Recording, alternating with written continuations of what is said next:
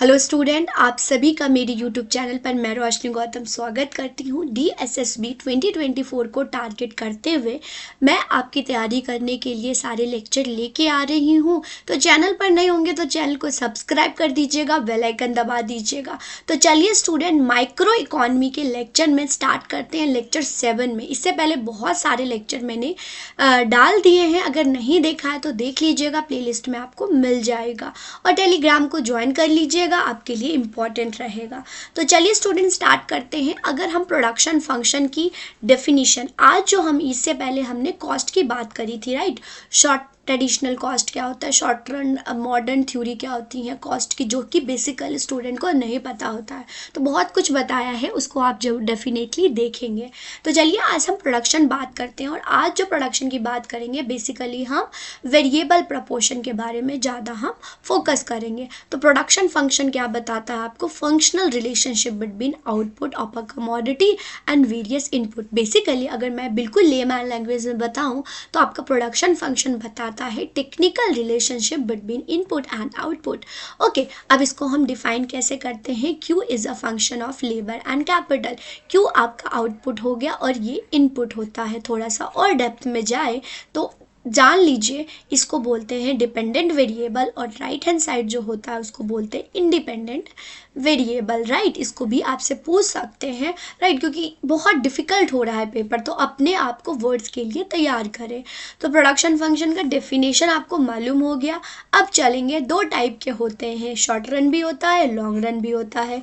अब इनके नाम हम देखते हैं, इनके काम भी देखते हैं। तो देखिए, शॉर्ट रन प्रोडक्शन फंक्शन होता है स्टूडेंट, जहाँ पर अगर हम quantity is a function of labour और कैपिटल की बात करेंगे तो कैपिटल यहाँ पर कांस्टेंट रखेंगे, लेबर को हम चेंज करेंगे, वेरिएबल रखेंगे, इसको चेंज करेंगे, मतलब ये इलास्टिक है।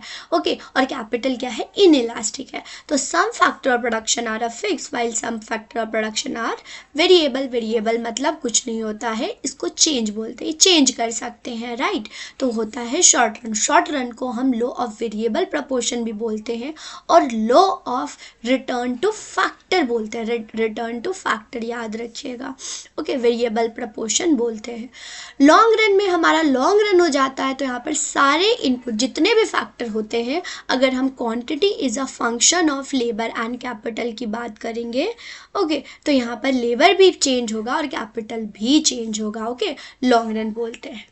अब इसको डिफाइन करेंगे बिल्कुल डिफरेंस से, right. Long run, short run, यहाँ पर बहुत सारी चीज़ें हैं जो आपको नया पता चलेगा स्टूडेंट, इसको ध्यान से समझिएगा। मीनिंग की बात करें तो मीनिंग शॉर्ट रन क्या होता है, यहाँ पर technical relationship between output and input in a short run. हम रिलेशनशिप पढ़ते हैं इनपुट और आउटपुट के बीच में, बस शॉर्ट रन के पॉइंट ऑफ व्यू से करते हैं। यहाँ पर टेक्निकल रिलेशनशिप पढ़ते हैं in long run. Long run में इनपुट और आउटपुट के बीच में क्या रिलेशन होगा उसको हम लॉन्ग रन में पढ़ते हैं, राइट।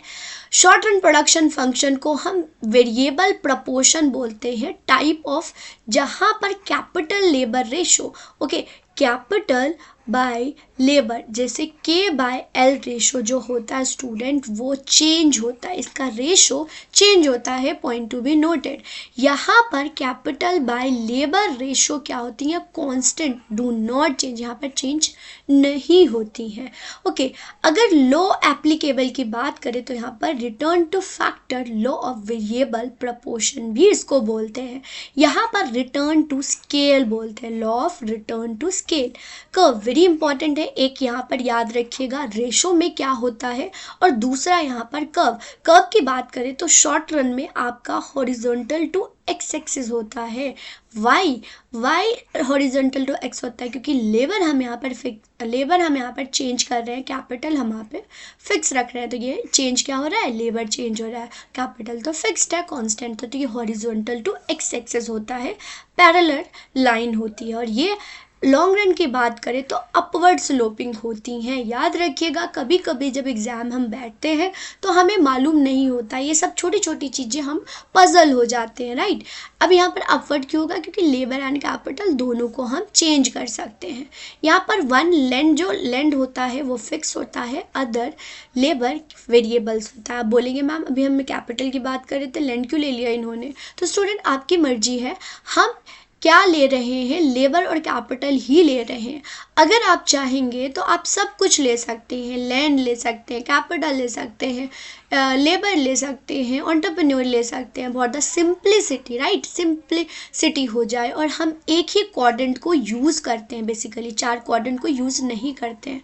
तो हमारे पास लेबर और कैपिटल 2 क्वाड्रेंट को ही यूज़ करते हैं। तो फॉर द सिंप्लिसिटी हम लेबर एंड कैपिटल लेते हैं। अगर आपको कुछ और लेना है तो ले सकते हैं, इसमें कोई बात नहीं है। तो यहाँ पर दोनों फैक्टर हमारा क्या होता है, वेरिएबल मतलब चेंज मतलब इलास्टिक होता है। चलिए आगे बढ़ते हैं। अब हम बात करते हैं टीपी, हमारा एपी और ये एमपी, ये याद रखिएगा। अब तक हमने टीसी, एमसी और एसी पढ़ लिए, तो इनका जो डायग्राम है उसको देख लीजिएगा। अब हम इसको देखेंगे टीपी, एपी और एमपी क्या होता है। तो टीपी स्टूडेंट सम टोटल बताता है, समीशन बताता है आपको कि कितनी क्वांटिटी, अब एग्जांपल से भी बताऊंगी। एवरेज आपको पर यूनिट बताता है, राइट, याद रखिएगा पर यूनिट कितना हुआ। तो इसका फॉर्मूला होता है AP upon TP upon L, okay, TP upon L. उसके बाद ये चेंज एडिशनल, आपसे एग्जाम में ये भी पूछ सकते हैं कि मार्जिनल क्या शो करता है। तो एडिशनल, याद रखिएगा ये वर्ड, ओके, एडिशनल शो करता है। तो टीपी क्या होती है, change in TP upon change in L, ये पर यूनिट आपको बताता है। अगर बात करें थोड़ा सा और डिटेल में पढ़े तो टोटल प्रोडक्ट आपको टोटल फिजिकल प्रोडक्ट और टोटल आउटपुट, टोटल रिटर्न आपको बताता है। जैसे कि 6 लेबर है, प्रोड्यूस कर रहा है 100 kg वेट, तो यहाँ पर 60 आपका टोटल प्रोडक्ट हो जाएगा। एवरेज प्रोडक्ट आपको पर यूनिट वेरिएबल इनपुट बताता है। इट मीन 60 टोटल है प्रोडक्ट है और आपका पर यूनिट क्या है 6, तो यहाँ पर 10 हो जाएगा, मतलब 10 kg आपका प्रोड्यूस कर रहा है एक input, okay, labour, okay, labour यहाँ पर, ओके। मार्जिनल प्रोडक्ट आपको चेंज बताता, अगर हमने 6 लिया था तो 7 लिया, तो इस चेंज करने के बाद हमारे टोटल प्रोडक्ट पर क्या चेंज होगा ये आपको मार्जिनल प्रोडक्ट बताता है स्टूडेंट। इस प्रकार से फॉर्मूला होता है। एक चीज़ और नोट करिएगा स्टूडेंट, थोड़ा सा आपके लिए है, बट याद रखिएगा हमेशा हाई तैयारी करेंगे, लो तैयारी नहीं करेंगे हम। तो टीपी आपको क्या बताता है, n-1, n- मतलब अगर ये 2024 चल रहा है तो ये 2023 की बात कर रहा है, और अगर n+1 होता तो ये 2025 की बात करता। तो ये होता है 2023 की बात और ये होता है 2025 की बात, राइट। चलिए आगे चलते हैं। अब रिलेशनशिप, इसको ध्यान से समझिएगा, बहुत इंपॉर्टेंट है स्टूडेंट। अब हम टीपी और एमपी, सबसे पहले रिलेशनशिप पढ़ेंगे, और रिलेशनशिप में ही पीजीटी में एग्जाम में बहुत क्वेश्चन पूछते हैं। तो चलिए देखते हैं क्या क्या इनके बीच में क्या रिलेशन है। तो बोलते हैं कि एमपी अगर इंक्रीज होगा तो टीपी भी इंक्रीज होगा एट अ इंक्रीजिंग रेट। तो यहाँ पर बोला है कि जब टीपी इंक्रीज होगा तो हमारा एमपी भी इंक्रीज होगा और इंक्रीजिंग रिटर्न देगा। देखिए यहाँ पर आपको इंक्रीजिंग रिटर्न दे रहा है, ओके। उसके बाद अगर एमपी स्टार्ट डिक्लाइन, जब एमपी का जो स्लोप है वो डिक्लाइन होने लगता है, तो वो जो हमारा टीपी होता है, जो यहाँ पर देखिए, हाँ, जब एमपी स्टार्ट डिक्लाइन होता है तो टीपी इंक्रीज होता है एट अ डिमिनिशिंग रेट। तो जब ये डिक्लाइन होता रहता है तो ये इंक्रीजिंग होता है, बट डिमिनिशिंग रेट आपको देखने को मिलेगा, राइट। डिमिनिशिंग रिटर्न देना, रिटर्न आपको कम देखने को मिलता है, राइट। उसके बाद यहाँ पर डिमिनिशिंग हो गया। जब एमपी 0 होता है तो टीपी मैक्सिमम, देखिए एमपी आपका 0 है तो टीपी मैक्सिमम होता है, और यही क्वेश्चन बार बार पूछते हैं, ओके, यही क्वेश्चन बार बार। जब आपका एमपी 0 है तो टीपी मैक्सिमम है, राइट। जब एमपी नेगेटिव होता है तो टीपी डिक्लाइन होती है। तो एमपी नेगेटिव है तो टीपी डिक्लाइन है, राइट। देखिए यहाँ पर ये डिक्लाइन है, ये डिक्लाइन है, ये नेगेटिव हो जाता है। तो ये स्क्रीनशॉट ले लीजिएगा स्टूडेंट, खुद के नोट्स बनाइएगा, इंपॉर्टेंट होता है, यही रिलेशनशिप पूछते हैं आपसे। अब चलते हैं नेक्स्ट, हम देखेंगे एमपी और एपी के बीच में रिलेशन, देखते हैं क्या होता है, राइट। तो यहाँ पर देखिएगा स्टूडेंट, जब टीपी 0 होता है तो एपी भी कुछ नहीं होता और एमपी भी कुछ नहीं होता। इस घुमा फिरा के भी वो क्वेश्चन पूछ सकते हैं कि अगर हम कुछ भी प्रोड्यूस नहीं कर रहे तो हमारा एपी और एमपी कुछ टेक्निकल टर्म्स में आपको दे देंगे और आपको गुमराह करेंगे। तो याद रखिएगा, इन सब चीज़ों पे फोकस करना है आपने, राइट, याद रखिएगा। तो चलिए स्टूडेंट, एमपी अगर एपी यहाँ पर मैं आपके लिए लेके आई हूँ, एपी इंक्रीज हो रहा है तो MP is greater than AP है। ओके, तो देखिए यहाँ पर क्या है, अगर यहाँ पर ये इंक्रीज हो रहा है, एपी इंक्रीज हो रहा है तो MP is greater than AP, right. Okay, उसके बाद जब AP is a constant at a maximum point when AP, जब AP कांस्टेंट हो जाता है और वो मैक्सिमम पॉइंट पर पहुंच जाता है तो आपका MP is equal to AP होती है, राइट। आफ्टर डिक्लाइनिंग होती है AP तो MP is less than AP, right. यही पूछेंगे, ये बहुत इंपॉर्टेंट है। जब AP फॉल होता है तो MP is less than AP, यही पढ़ा। जब नेगेटिव होता है तो AP ऑलवेज पॉजिटिव होती है, याद रखिएगा, पर यूनिट ऑलवेज पॉजिटिव होगा, राइट। ये जब ये डिक्लाइन होती हैं तो AP ऑलवेज पॉजिटिव होता है, AP, ये भी आपसे पूछेंगे। तो इस प्रकार से ये चार चीज़ आपने याद रखना। रिलेशनशिप, अगर मैं ये बोलूँ इस क्लास की इम्पॉर्टेंट चीज़ है तो रिलेशनशिप आपने याद रखना है। जो जो चीज़ें मैं बोल रही हूँ स्टूडेंट, उसको आपने नोट करना है। अब चलते हैं लॉ ऑफ वेरिएबल प्रपोर्शन, जो कि इम्पॉर्टेंट है। इसको शॉर्ट रन भी बोलते हैं, इसको law of return two factor भी बोलते हैं। क्यों बोलते हैं इसको? क्योंकि यहाँ पर अगर हम quantity is a function of labour और कैपिटल की बात करेंगे तो लेबर यहाँ पर चेंज होगा, कैपिटल यहाँ पर फिक्स होगी। Okay, law of variable proportion. अब चलते हैं लॉ ऑफ वेरिएबल प्रपोर्शन में क्या है। सबसे पहले अजम्पशंस को देखेंगे। अजम्पशन है तो ही law of variable proportion applicable है, अदरवाइज ये फेल हो जाएगा। तो ये शॉर्ट रन में ही एप्लीकेबल होगा, लॉन्ग रन में एप्लीकेबल नहीं होगा। यहाँ पर फिक्स फैक्टर होते हैं, राइट। आपको लॉन्ग रन में फिक्स फैक्टर तो दिखेंगे नहीं, तो शॉर्ट रन में फिक्स फैक्टर, तभी लॉ ऑफ वेरिएबल प्रपोर्शन होगा। यहाँ पर combination of variable and fix factor, यहाँ पर दोनों होते हैं। वेरिएबल मतलब लेबर और फिक्स मतलब कैपिटल, ये हो जाएगा। यहाँ पर प्रोडक्शन सेक्टर मतलब कि लॉ ऑफ वेरिएबल प्रपोर्शन आपको प्रोडक्शन सेक्टर में ही देखने को मिलेगा, याद रखिएगा। इम्परफेक्ट सब्स्टिट्यूशन मतलब कि लैंड की जगह लेबर को, माफ कीजिएगा, लेबर की जगह कैपिटल और कैपिटल की जगह लेबर को हम सब्स्टिट्यूट नहीं कर सकते, इम्परफेक्ट सब्स्टिट्यूशन है। ओके, टेक्नोलॉजी नहीं, अगर टेक्नोलॉजी होता तो law of variable proportion fail हो जाता। इक्वल इफेक्टिवनेस, यहाँ पर लेबर भी इक्वल इफेक्टिवनेस है और कैपिटल भी इक्वल इफेक्टिवनेस है, तो ये अजम्पशन है। ये अजम्पशन है तो ही law of variable proportion applicable है, अदरवाइज ये फेल हो जाता। ठीक है स्टूडेंट, अब चलते हैं phases of law of variable proportion. तो स्टूडेंट 3 टाइप के आपके फेजेस होते हैं। ओके, एक होता है increasing return to scale. Okay, ध्यान दीजिएगा, increasing return to scale, decreasing return to scale और नेगेटिव। कभी भी constant return to scale law of variable proportion में नहीं होता, increasing, decreasing and negative. Okay, ये है। अगर हम फेज़ 1 की बात करें तो टीपी इंक्रीज होता है, इंक्रीजिंग रेट, और एमपी भी इंक्रीज होती है, राइट, और एपी भी इंक्रीज होता है। फिर फेज़ 2 की बात करें तो टीपी इंक्रीज होता है एट अ डिक्रीजिंग रेट, मतलब फेज़ 2 में टीपी आपका कम होने लगता है, एमपी डिक्लाइन होता है बट पॉजिटिव होता है एमपी। ओके, फेज़ 3 की बात करें तो टीपी फॉल होती है, एमपी बिकम नेगेटिव हो जाता है। अब इसको डायग्रामिकली भी देख लेते हैं। तो देखिए, फर्स्ट फेज़ आपका ये है, सेकंड फेज़ आपका ये है, थर्ड फेज़ आपका ये है, राइट, ये है। तो यहाँ पर फर्स्ट फेज़ में टीपी हो गया, एमपी हो गया या एपी हो गया, तीनों क्या होंगे, आपके पॉजिटिव होंगे, राइट। ये है मैक्सिमम पॉइंट पे एपी के मैक्सिमम, एपी और टीपी के मैक्सिमम पॉइंट पर जो है पहला ख़त्म होता है। ये पॉइंट ऑफ इन्फ्लेक्शन याद रखिएगा, इन्फ्लेक्शन वो पॉइंट होता है जहाँ पर जो है टीपी इंक्रीजिंग रिटर्न दे रहा था तो पॉइंट ऑफ इन्फ्लेक्शन के बाद डिक्रीजिंग रिटर्न स्टार्ट कर देगा। ओके सेकेंड, फिर यहाँ पर टीपी नेगेटिव है सेकेंड फेज में, और यहाँ पर एमपी जो है वो डिक्लाइनिंग होती है। एमपी यहाँ पर बना नहीं हुआ है, डिक्लाइनिंग होती है, और एमपी यहाँ पर नेगेटिव होता जाता है।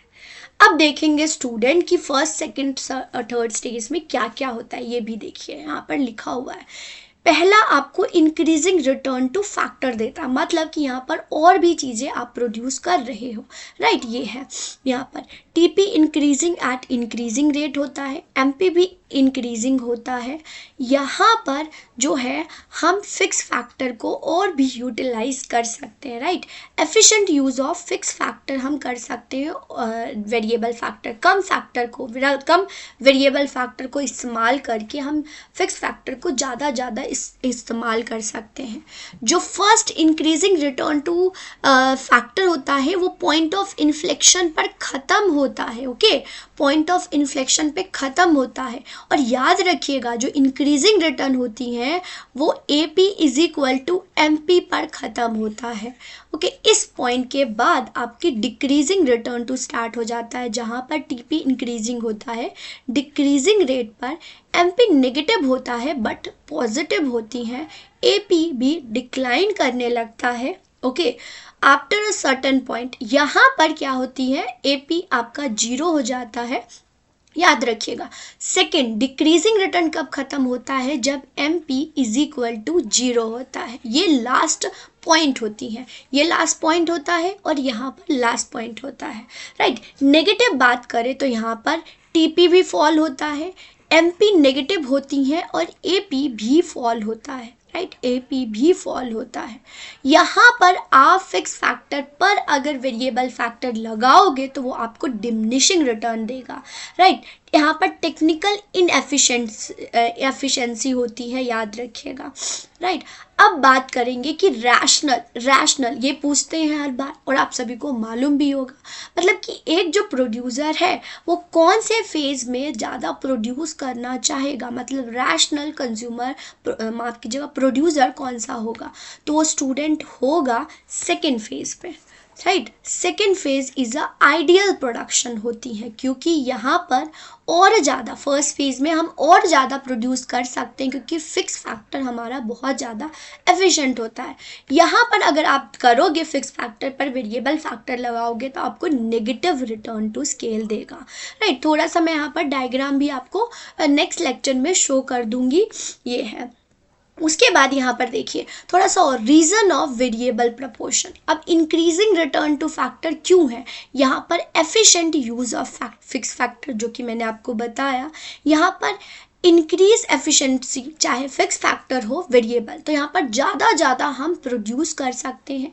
फिक्स फैक्टर इनडिविजिबिलिटी, राइट, यहाँ पर डिविजिबिलिटी नहीं कर सकते हैं, फिक्स फैक्टर डिविजिबिलिटी नहीं होता है, नॉट डिवाइड होता है, राइट। फिर आता है डिक्रीजिंग रिटर्न टू फैक्टर, ये होता है ऑप्टिमम कम्बिनेशन ऑफ, राइट। यहाँ पर हम डिविजिबल नहीं कर सकते क्योंकि यहाँ पर फिक्स फैक्टर बहुत ज़्यादा क्या है यूटिलाइज कर सकते हैं। Utilization of fix factor improve the more unit of variable, यहाँ पर फिक्स फैक्टर को हम ज़्यादा इस्तेमाल कर सकते हैं। ओके, ये है, ठीक है। उसके बाद डिक्रीजिंग रिटर्न टू, इसको ऑप्टिमम कम्बिनेशन बोलते हैं, मतलब फिक्स फैक्टर भी 50 और फिक्स वेरिएबल भी 50-50।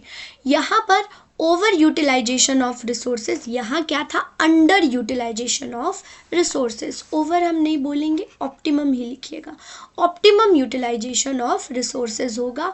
और यहाँ पर imperfect substitutability, fix and variable factor आप इम्परफेक्ट सब्स्टिट्यूशन, ओके, तो ये चीज़ है। अब देखिए नेगेटिव रिटर्न टू फैक्टर क्या होगा, यहाँ पर लिमिटेशन ऑफ फिक्स फैक्टर, अब जो फिक्स फैक्टर हो गई उसकी बस हो गई, अब यहाँ पर उससे ज़्यादा इस पर इस्तेमाल नहीं कर सकते, ख़त्म हो गया, कोऑर्डिनेशन फेलियर हो जाता है, एफिशिएंसी ऑफ वेरिएबल फैक्टर भी कम हो जाती है, इसको नेगेटिव।